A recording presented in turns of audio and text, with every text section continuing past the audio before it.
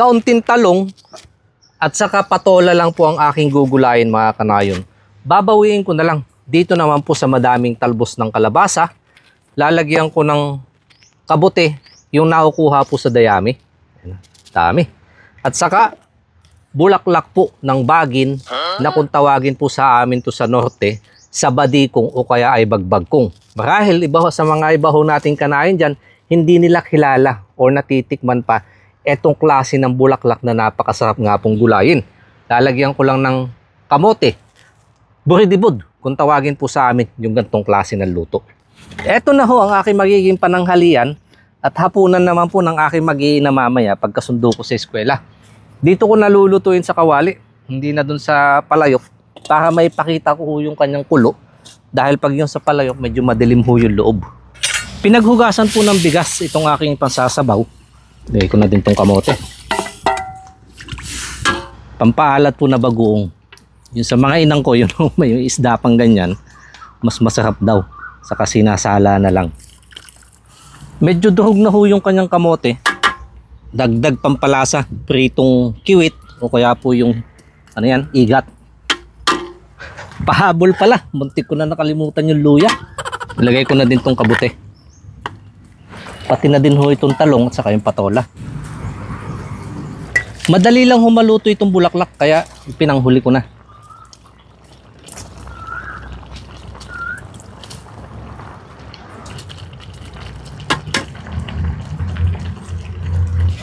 Sa dami po ng gulay at saka mabulaklak, kaya tatawagin ko itong buridibud na pangpabuhay.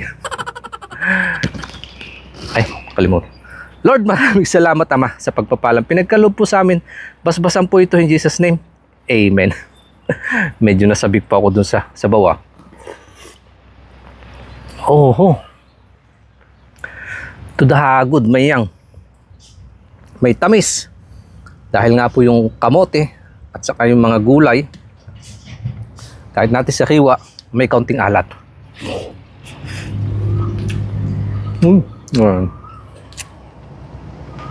Naglagay po ako ng sibuyas, kalamansi, saka sili.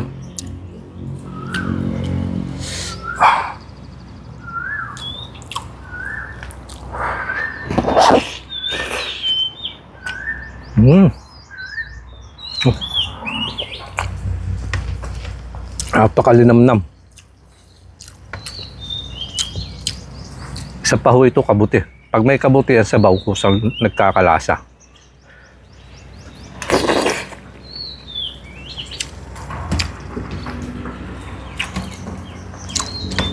Naputol yung kiwit na nilagay ko eh. Ayan. Isda.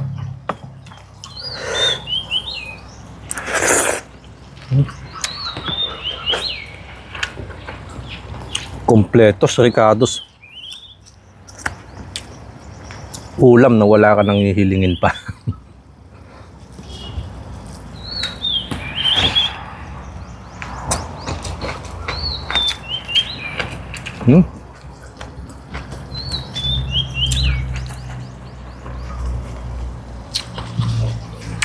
Napakalasa.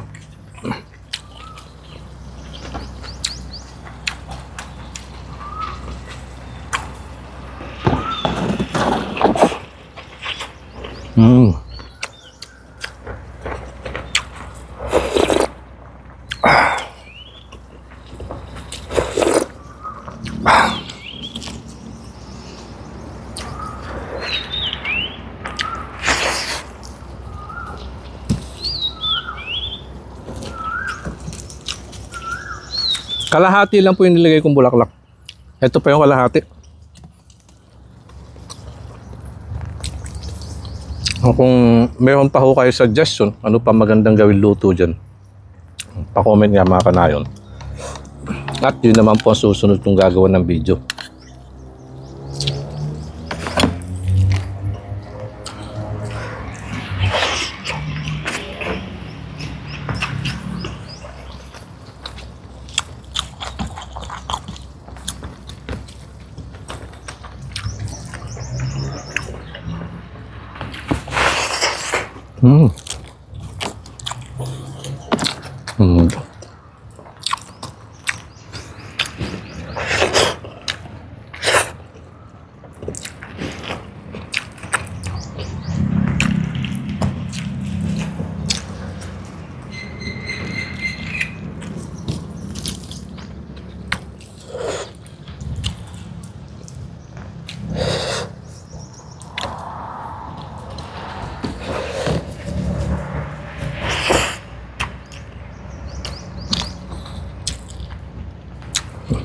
Ang dami ho ng gulay. Kaya nagbawas ho ako ng kanin.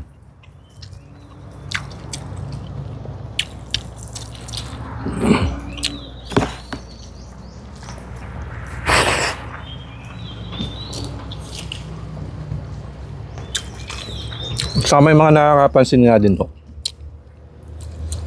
Medyo unti yung kanin ko ngayon, unti. Sa hapon ho kasi, nagja-jogging ako. Tsaka nagji-gym. Yung abs ko, medyo naiipit ng kaunti. Madaling mabusog.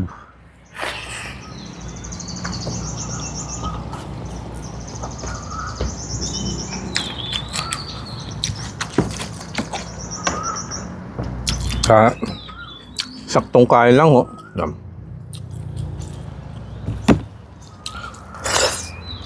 Pero binabawi ko naman sa mga gulay-gulay. Unlimited tayo na.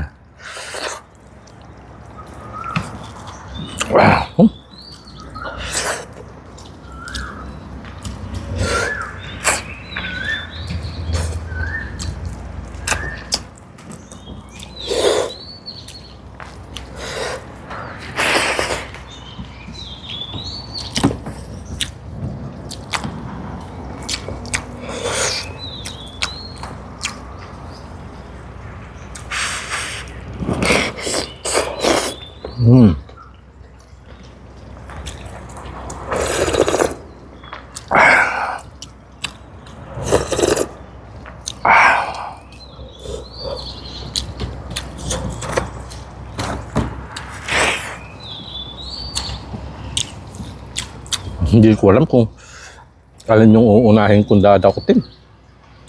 Lahat kasi. Ang sarap ikagal lahat dito sa kutsara.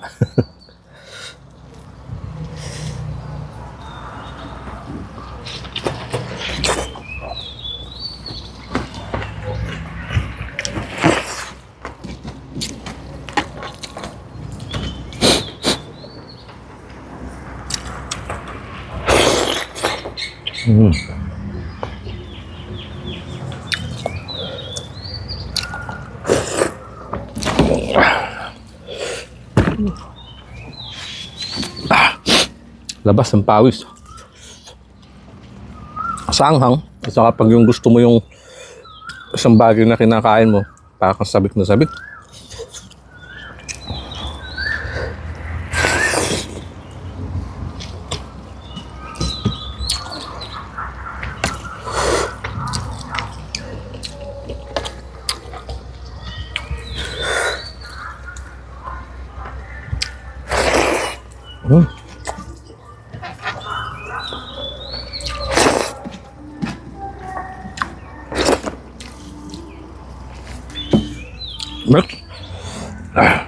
Papak naman po tayo ng gulay. Lalo yung kabuti.